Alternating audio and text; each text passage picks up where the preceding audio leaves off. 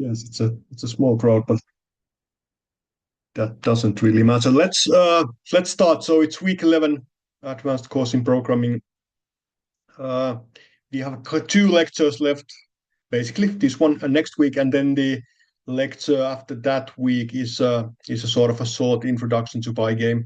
So there will be like a lecture on week 13. It's just a short one, and then in the final week we don't have any lectures because that's then you will be completing your projects. Uh, yeah, but that's going to be then, and this is now.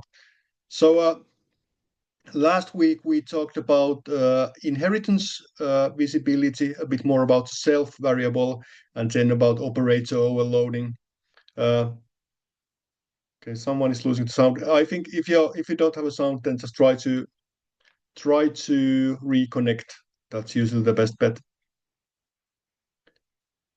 because at least if everyone else can hear me. Uh,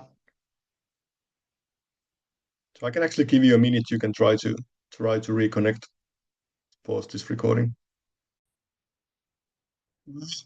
Some feedback from week 10. I think quite a common feedback in course is that developing larger applications seems complicated, especially how to start on those. So you may well be able to write those like or smaller programs and know the mechanics and so on.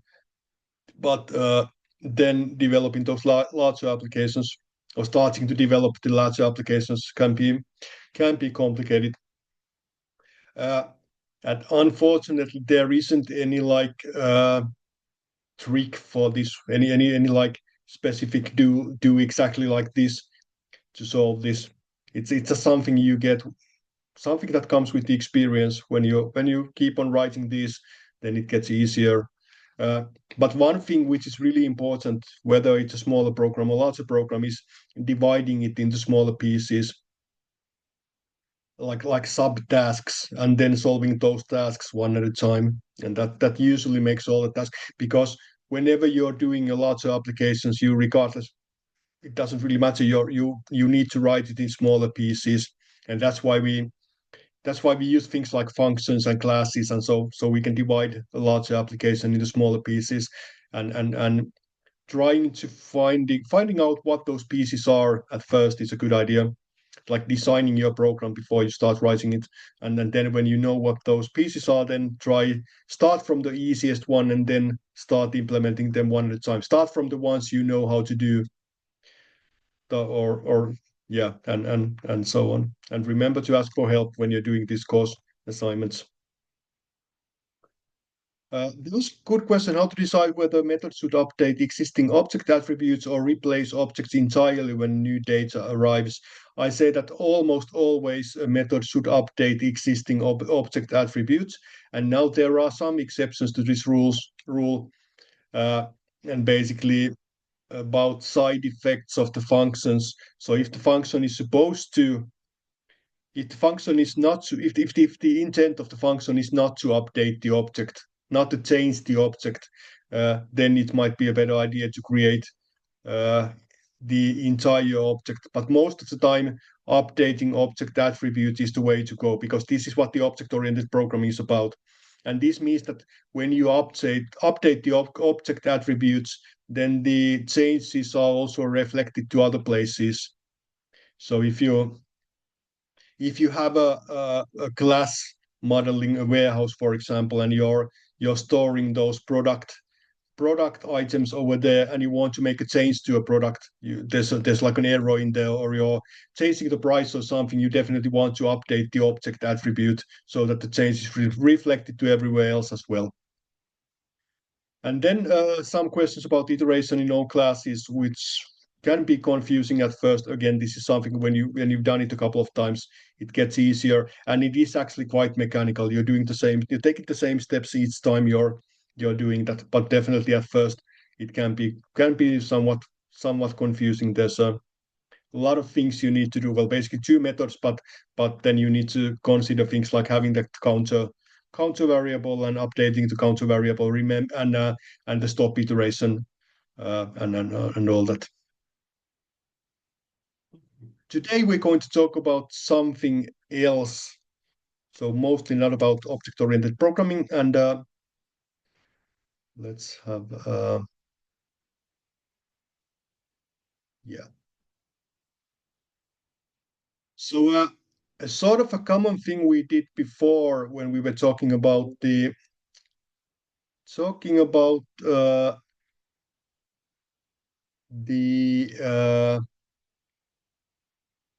reading files was that we have a row, something like this, which we read from a file.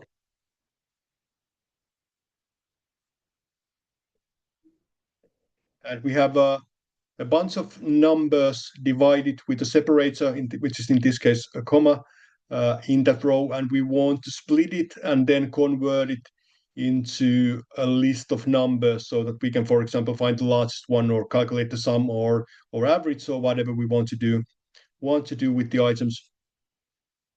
And the basic way to do it was to write a for loop. So we can do something like a numbers list, an empty numbers list, and then do something like for item in row dot split and split it with by using a comma, or we can first split it and then use the for loop, but we can do it with a single. And then for the numbers list, append all the items and convert those into integers by using the int function like this. So after this one, we have a list of numbers and we can get something like the sum of numbers easily and so on. So this was what we did back then. And then it was also briefly mentioned that we can use something called list comprehension for this one. And the idea for a list comprehension is so this was like the traditional solution, but the idea for list comprehension is that we can write a single expression, and that expression creates a new list out of a series. Sorry, the image seems to be in Finnish, but it's a series, an operation, and new list in here. So the idea is that all the items in the iterable sequence go through this operation and are then inserted into new list one item at a time in that order. And this series can be any iterable series, so it can be a list, but it can also be like a string or a file or a dictionary or tuple. Well, we don't usually iterate through tuples, but it is possible. So anything that can be iterated. And let's see what it means in this case. So I'm going to keep the first example in here for a second. So we can just write that numbers equals, and when we write a list comprehension, we have the square brackets, and then we have the list comprehension inside these brackets. And what we do is something like int item or item in row dot split. So we can write this as a single expression. And the syntax for this is that we first have the operation in here. This is like an expression. And then we have this comprehension where we state that we do this for all the items in this row. And this item is just a variable. And usually this variable is used in this expression. And then all the items in this sequence go through this operation and are then inserted into a new list one at a time. So regardless of what the original series is, the result is always going to be a list. That's a list comprehension. So we can try that it works.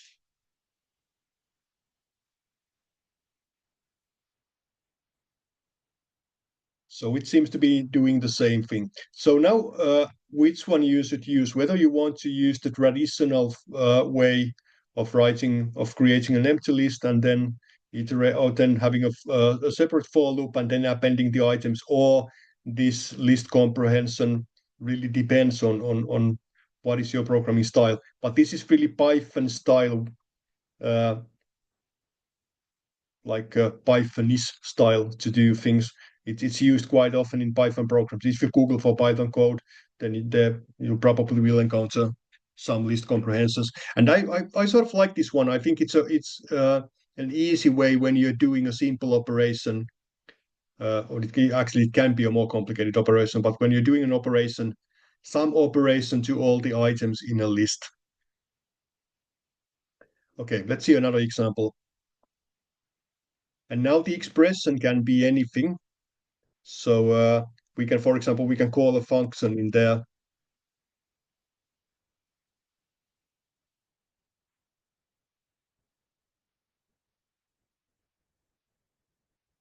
Uh, this.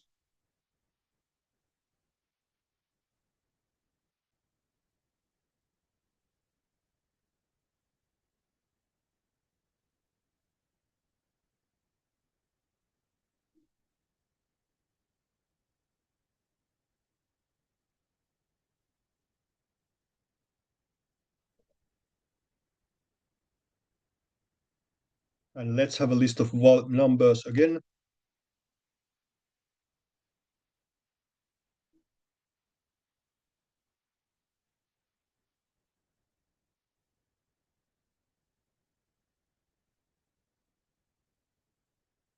And let's say that we want to convert the numbers into their absolute values, and we can do this. There is also the ABS function in Python, but we can also use our own function for this one. So we can do something like,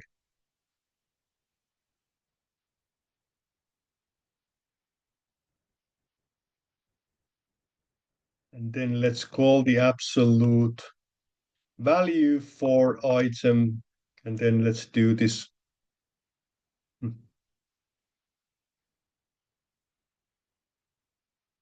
For all the items in list of numbers. And what we have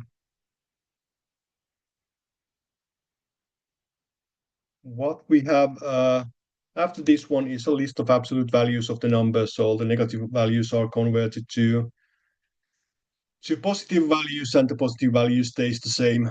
So the expression in this list comprehension can be basically anything. Uh, Here's another example. This one just multiplies all the items in the original list by 3 and creates a new list based on that one. So again, list comprehension is great when you want to perform the same operation for all the items in a series and then create a new list out of that one. Here's also an example when we call the factorial function for all the items in a list. So we basically calculate the factorials of all of these and create a new list containing the factorials. Okay, let's do something else. We can also filter out the items. So let's say that, let's get this one back.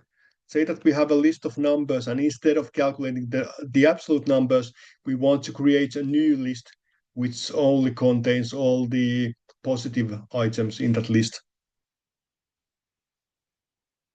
So we can do something like, and in this case, now the expression can just be the same than the variable in here.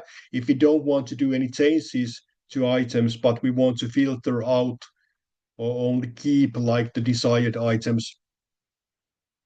And for this, we add a new sort of a section at the end of this list comprehension where we do the filtering. So we state that if item is larger than 0. So now what it does, it picks all the items in a sequence one at a time, but now it only keeps the items for which this expression here is true. So if this expression is false for this item, then the item is excluded from the list created. So we get a list containing only the positive items in this one. And of course, even in this case, we can it's possible to also have an expression in this case. So if you want to do something for all positive items, like multiply them by 10, we can do it as well. So now it only picks all the positive items in this original list and then multiplies them by 10 and then inserts them one at a time in a new list in that order. Again, you can write this as a combination of a for loop and a if statement if you want to, but you can do it as a single expression when you're using list comprehension. So again, this is something I at least find find quite handy.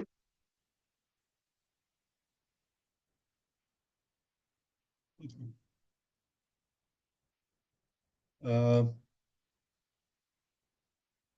and there's also one with the function, yeah, but it doesn't really make any difference. Again, the expression can be anything.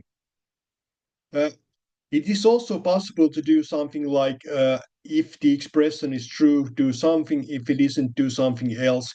And for this, we can utilize a syntax we've been using before. So let us remind that. Let's do something simple first. Let's query the user for a number. And then we can write a single expression stating that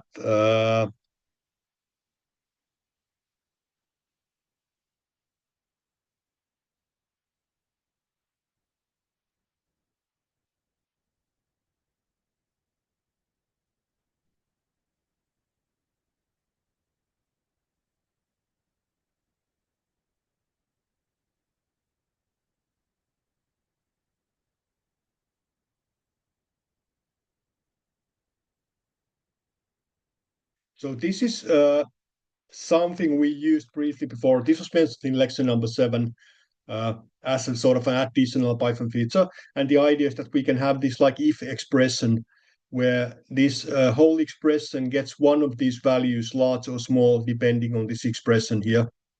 So now when we execute this one, if you give a number smaller than 100, it displays that the number is small. And if it's something like 1100, the number is large. So this single expression evaluates into large or small each time, depending on this condition. And this is great when you need to do like this simple sort of comparison, and which can result into two values. You can't have any elif part for this kind of. And if you need to have the elif part, then of course you need to do the actual conditional statement. But this is great for these simple comparisons which you can use as part of an expression.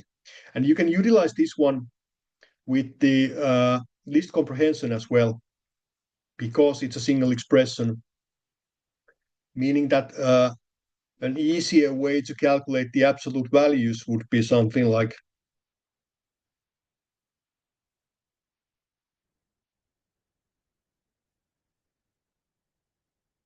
so let's write an expression and then we just do this for all the item in that numbers list like this. So we have an expression stating that minus item if item is more than 0, else item for item in numbers.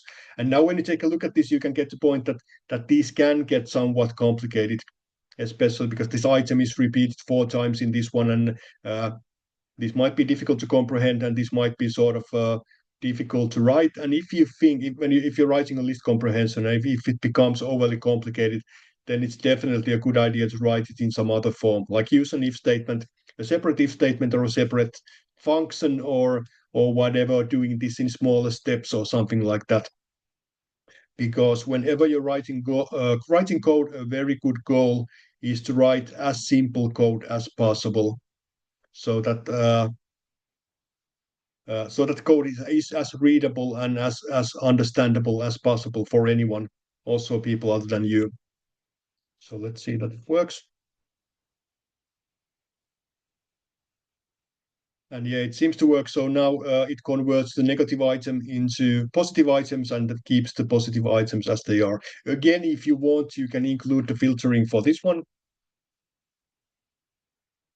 So for example, decide that we only want to include the even items for this one, or something like that. But then this gets even more complicated, and in this case, I would probably at least try to divide it. So like do the filtering first, and then do the absolute values or something like that. Because this gets less and less readable when we add new parts to this expression.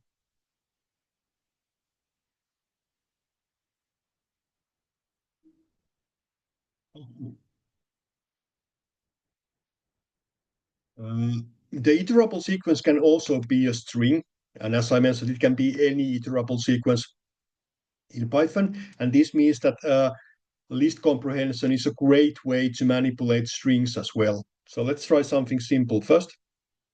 As always, let's have a name,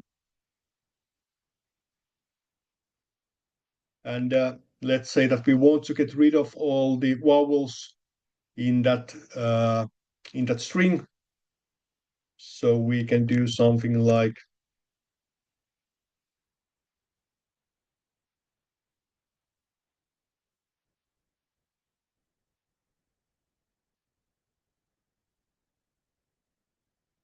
let's do the letter for letter in name if letter not in, and then we have all the vowels. Whether Y is a vowel or not sort of depends on your definition.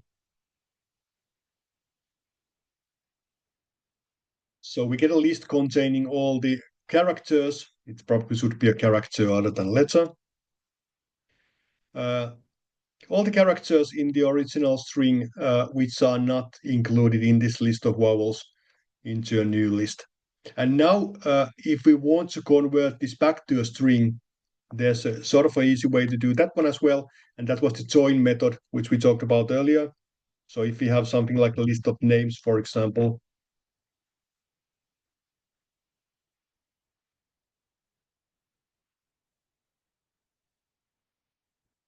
and you want to convert that list of strings into a single string, you can do it with the join method. Something like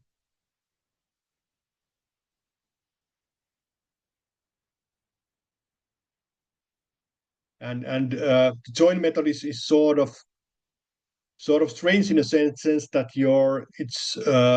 it's a string method, not a list method. So you don't write names dot join something, but you have the string you're going to use as a delimiter and dot join, and then the list of names. Oh, we didn't write it. Probably could write it print it as well. Any ideas why this join is a string method and not a list method? So why is the join implemented in the string class and not in the list class? There's a reason for this one. So what do you think? Why we don't write it like names.join and then and which would be I would say that this would be like a bit more logical way to do this because we are joining the names, not the string. But why do you think it's in a string class?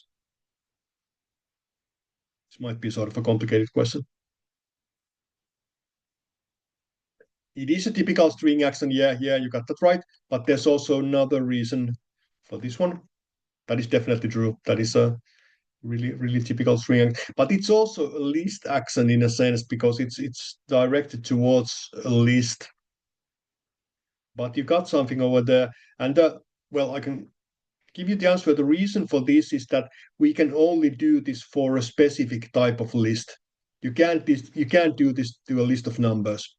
And if it would be a list method, then would need to be usable for any kind of list. So the reason why we call it with the string is because it needs to be applicable to any object in that class. So it's not a good idea to have a method in a class which can only be called if the content of the object is something. This is like having a student class and having methods which can only be called if you have a certain type of student, which is something we don't want to. Instead, we can use inheritance and things like that. And for this reason, the join method is in string class instead of list class, which would be more logical in other ways. So if you want to create a list out of this one, sorry, a string out of this list, we can use the join method and we can use an empty delimiter, which just joins all the items into a new string one after another. So we get a list containing all the characters other than vowels in the original name. And this is actually quite useful. And this is something I personally use quite a lot. If I have a string and I need to do some manipulation for that string, something, for example, let's say that we have a sentence.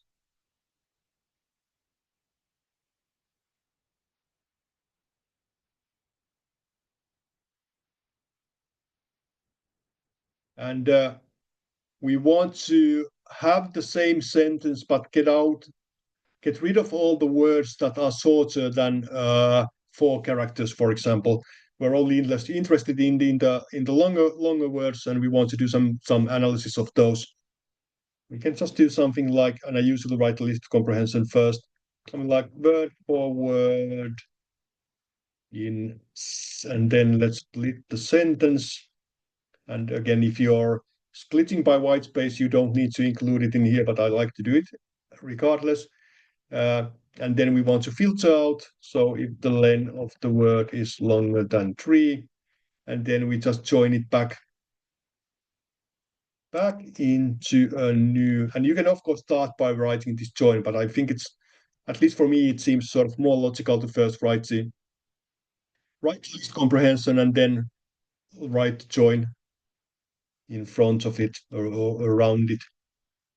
So now we basically get the same sentence, but now we probably want to do this splitting by using a space. Small sitting yard parking. So now we have a string containing only the words in the original string, which are at least 4 characters long. So if you are looking to analyze, for example, longer words in a sentence or longer text, we can do it quite easily with a single list comprehension. Okay, let's see one more example. I have this bookshelf class we wrote at last time, and we realized that we can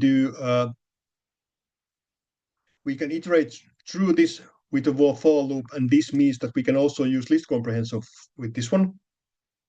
So we can do, for example, something like book for book in sale if what do we want to do?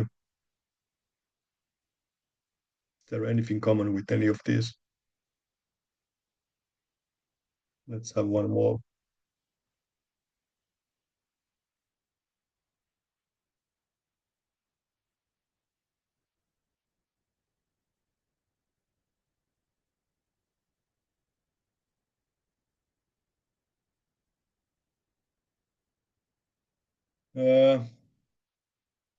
No, it's just book. It's book, not the name.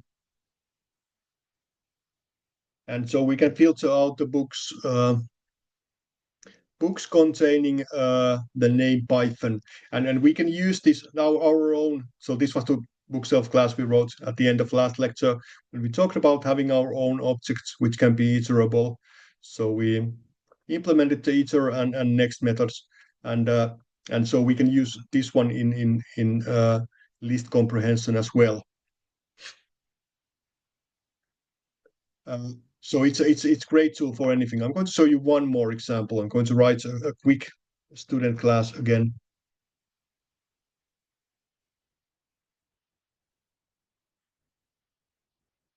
So this basic student class we've been using before. And let's set the attributes based on those parameters. And then let's have a REPR method for this one. And let's have a proper REPR method instead of doing something.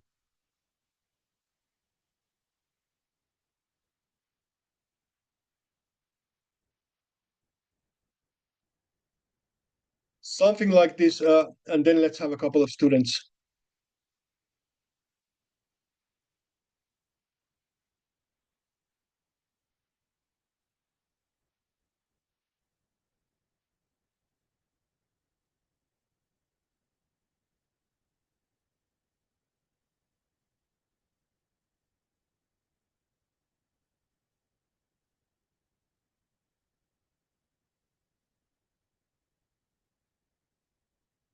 And one more.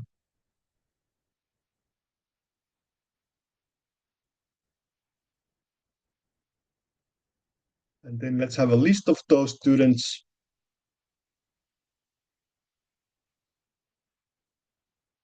Like this, and then let's say that we want to get a list containing the names of students who have more than 50 credits And what we can do is again use the list comprehension. So what we do is we do something like student.name for student in students if student.credits is larger than 50. And again, with a single expression, we can get a list of these names. So now we have a new list containing only. If you want to get the entire student objects, we can say the student for students, and then we get the what is the problem? There's the F. Oh, yeah. Something wrong with my F string over there. So we can get the actual student object. So it really depends on what we want to. But regardless, again, this list comprehension is a really flexible and powerful tool for creating new list out of existing list, regardless of what kind of data you have in the original. Or it doesn't need to be a list, it can be any iterable sequence. Use the join method, join and split method. You can also use this comprehension with dictionaries. I mean, and this is great when we, for example, when you want to create like an initial dictionary to sort of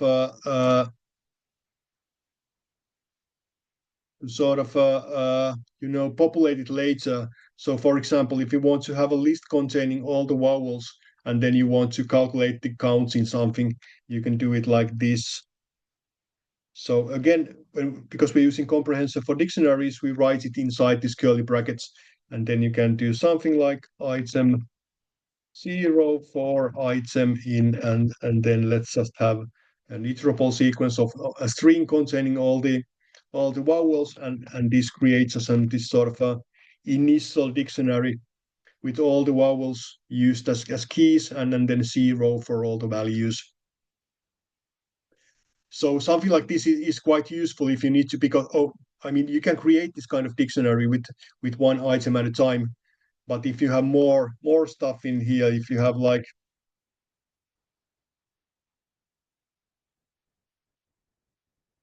all the alphabets, I'm not sure if I had them all in here, but creating a dictionary like this is really quick and easy, and it's again it's useful in a lot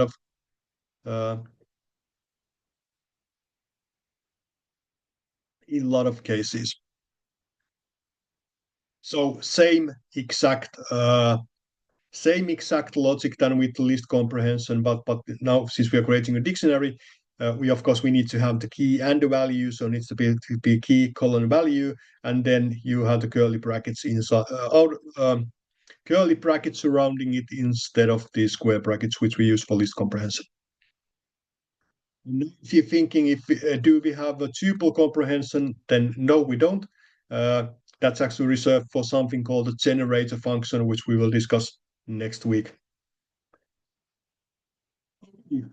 And then another thing for this week, which I want to talk about, is something called a recursion. So it's sort of a common knowledge at this point that we can have functions that can call other functions. So we have a function hello and function hello many times, and the function hello many times can call the hello function. This is something we've been doing since week 4, I think, or week 5, whatever ever it was. And so and if we generalize this a little bit, then it means that if a function can call another function, the function can also call itself.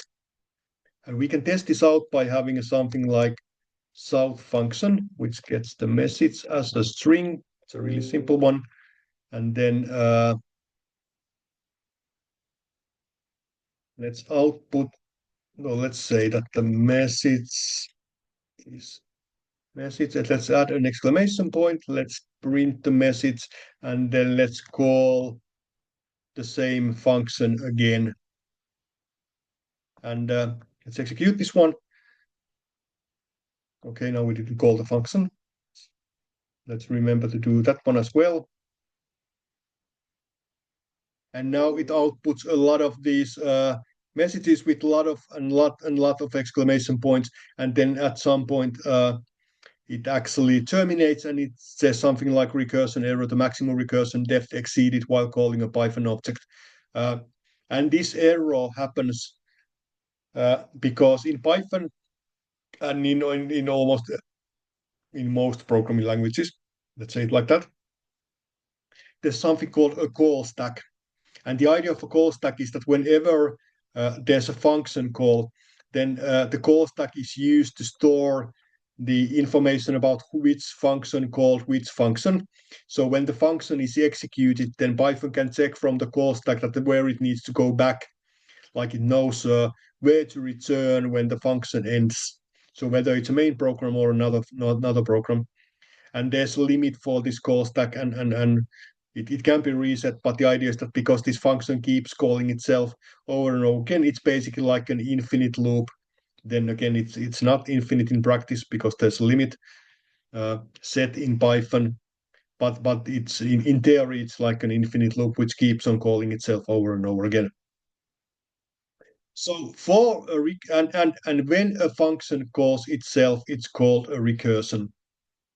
And the idea of a recursion for it to work is that we need to have some kind of terminating condition. So let's state that if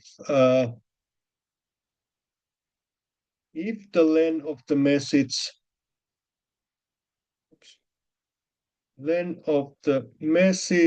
is less than 50, then let's do all this. So let's add an exclamation point, output the message, and then call the function again. And now if we call it with something like hello, then it stops at some point. And this is really important when we are writing recursive functions. We need to define that what is like the end point of the function. Where will it stop? And now if we do something like this, where this is called a tail recursion. So we basically just manipulate this single variable and keep on calling the same function. This isn't really useful in a sense that it's a lot easier to write this with an iteration. And by definition, any function can be written as a recursive or iterative version. An iterative version is the one that uses like loops to do the same thing. And in almost all cases, one of these is a lot easier to write. There are a lot of cases where writing the recursive function is a lot easier. I'm going to talk about those a little bit more later. But in a lot of cases, the iterative version is a lot easier. Like in this case, if you want to add exclamation points enough to fill this message, and let's say that we have a string hello, you can just do it easily with a for loop, something like for in range, and then range is something like 550 minus the length of s, and then let's add them. Sorry. And this does the same exact thing. It adds them all at once, or you can do it even with a single expression. You can do something like s plus equals, and then multiply single exclamation point with 50 minus length of s. It's even easier this way. So just give me a minute. I need to clear my throat.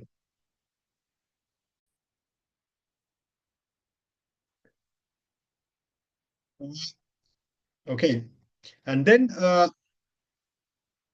so this tail recursion isn't really that useful, but what is useful is using recursion to, for example, calculate some naturally recursive series. And for example, factorial is a simple example of that. And the idea of factorial is when we calculate it recursively is that we just calculate the value of n times factorial n minus 1, because that is the definition of factorial. So factorial of 5, for example, is like 5 times factorial of 4, and so on. And for this one, again, we need the terminating condition, so we need to test for. So at some point this needs to stop, and for this one we can check that if n is smaller than 2, then we can just return 1, because we can only calculate the factorial for positive integers, and the factorial of 1 and 0 is 1. So if n is smaller than 2 or smaller than or equal to 1, then we return 1. And if it isn't, we return n times factorial n minus 1. So let's test this.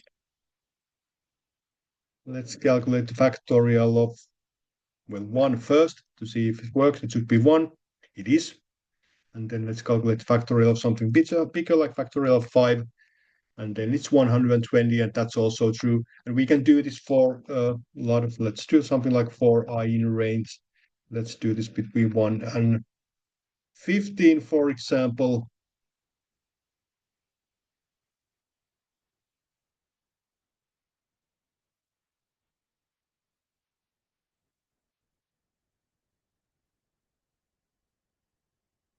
Factorial I. So now it calculates all the factorials of values from 1 to 15, and it seems to be working fine. Now, if you take a look at this function, this is there are definitely upsides for this one. If you think about the iterative way to calculate the factorial, we have had an example. It's somewhere in the slides in here, over here.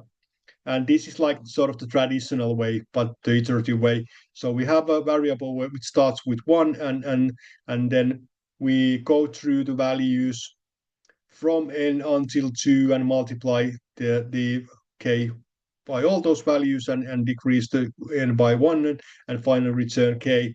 And if you take a look at this one is definitely more elegant. It's like more beautiful solution in a sort of, if code can be beautiful.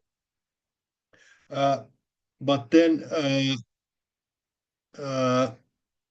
this one might be sort of difficult to comprehend, that how can this work? It seems that does it do any, I mean that by definition, yeah, factorial of n is n times factorial of n minus 1, but does it actually do the calculation? How can it work?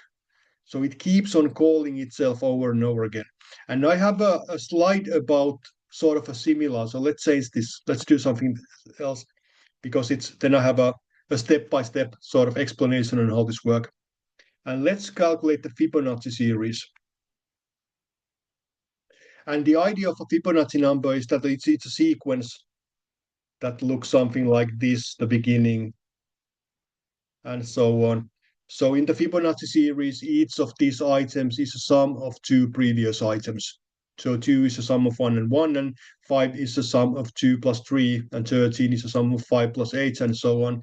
And this is useful in mathematics, but it's also present in places in nature, like in spiral or whatever.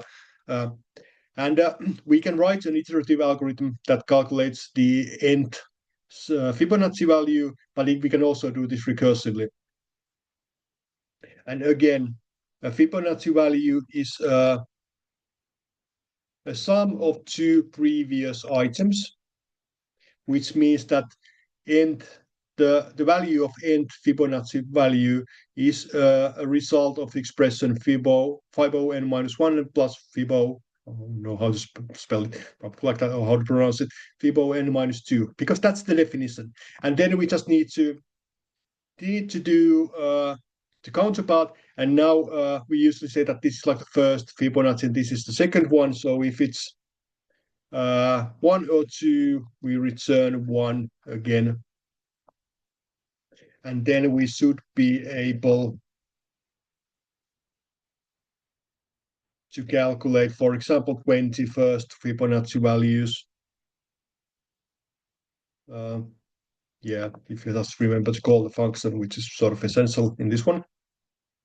Like this, and we have so it looks like it's supposed to 1, 1, 2, 3, 5, 8, 13, 21, 12, 34, and so on and so on. So how can this work? And I now have a slide explaining this one. Let's get back to it. So let's first start with these 2 first Fibonacci items, and these are easy ones. So if the function is called with 1 or 2 as the argument, so we want the first or the second Fibonacci number, and in this case we start calculating with 1. We could start with 0, but think it's sort of logical to start with this one. And if the n is smaller than 2, so if it's 1 or 2, it returns 1. And this is the easy part, because this is again something we've been doing since week 4. Again, I think. So we return a value based on the parameter. If the argument is 3 or greater, the function returns the value of Fibonacci n minus 1 plus Fibonacci n minus 2. So meaning that if the argument is 3, for example, the value is equal to Fibonacci 2 plus Fibonacci 1. And Fibonacci 1 and 2 are both 1, as we just sort of saw in here. So the value for Fibonacci 3 is 1 plus 1, which is 2, which is the third Fibonacci number, as we saw over here, in here. And again, this is same for argument 4 as well, because it's the return value of Fibonacci 3 plus Fibonacci 2. And we already saw that Fibonacci 3 is equal to 2, and Fibonacci 2 is equal to 1, which is now 2 plus 1, which equals 3. And this is the fourth Fibonacci value. And then the same applies to all these. So we can prove that it works by going through, by proving these items starting from the smallest one.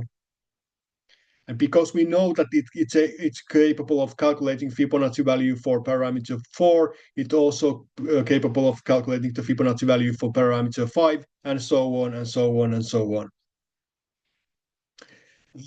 So it relies on this if statement in a sense that this can be used to calculate the first 2 Fibonaccis, and then all the remaining Fibonaccis after that are sort of based on this one. Okay, what it does, it keeps on calling itself recursively with different parameters. So, and if you can take a look how it works, if it just had a single print statement in here. Let's have the parameter value inside over here.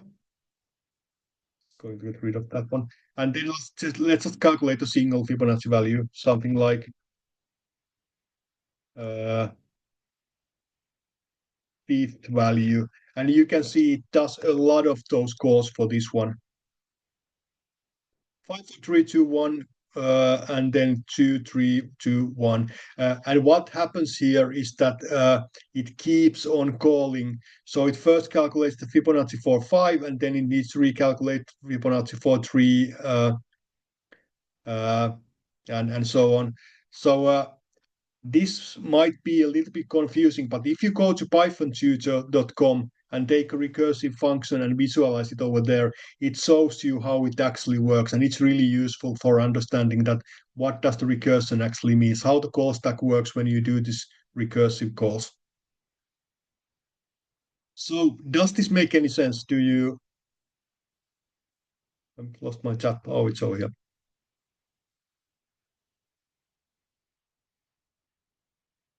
There is a limit in size because of the stack mechanism, but these recursive calls don't really stack that many. But yeah, there is a limit in which Fibonacci number you can actually calculate by using this one because of the stack mechanism.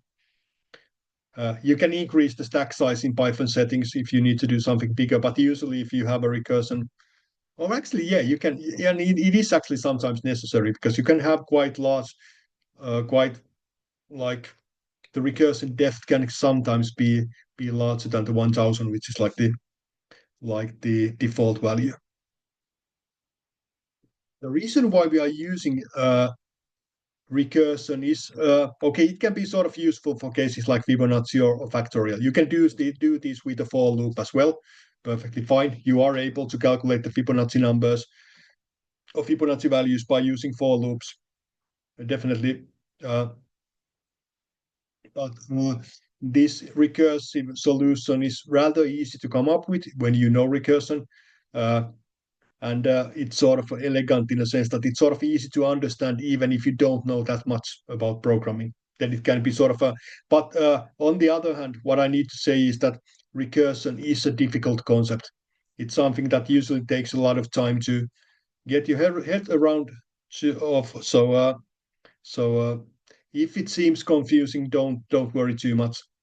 There's tasks about recursion in this week are not that difficult. And if you're taking the data structures and algorithms course later, then there's a lot more about recursion in that course and how it's usable. But the reason we're using recursion in addition to doing like this Fibonacci and factorial type of things is that when we have naturally recursive structures, something like graph in here, so we can have some that's like a company graph in here where we have different departments and so on. And let's say that you have a graph like this and you want to visit all these items, all these nodes in here one at a time, and find a specific node or calculate like the number of persons in each node or something like that. Then doing this with the for loop can be really difficult because it's difficult to ensure that you did actually visit all these nodes. But doing it recursively is really easy because what you do is just write something like, for this node, go to all the child nodes, and then for each of the and then do the same recursively for all the child nodes. So then it does the same for all these, and if these have child nodes, then again it does the same thing and so on. And the same is for a lot of these recursive structures like binary trees or anything like that. These are discussed, as I said, these are discussed more in the upcoming programming courses if you're taking those and it's a definitely recursion is definitely very useful over there. You can see that the algorithms are quite easy or quite simple compared to the iterative ones. But today on this week we practiced the very like the basic version, so on. Next week, we're going to continue with the functional programming. We're going to talk about functions as parameters. We're going to talk about something called lambda expressions, which are like anonymous functions. So we can have functions we can use for a limited time without any name.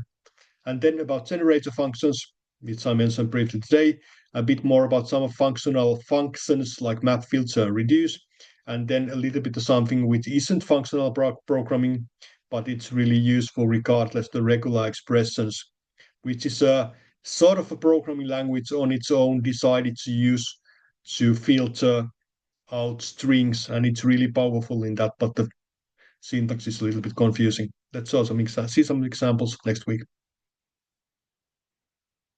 Okay. Any questions about this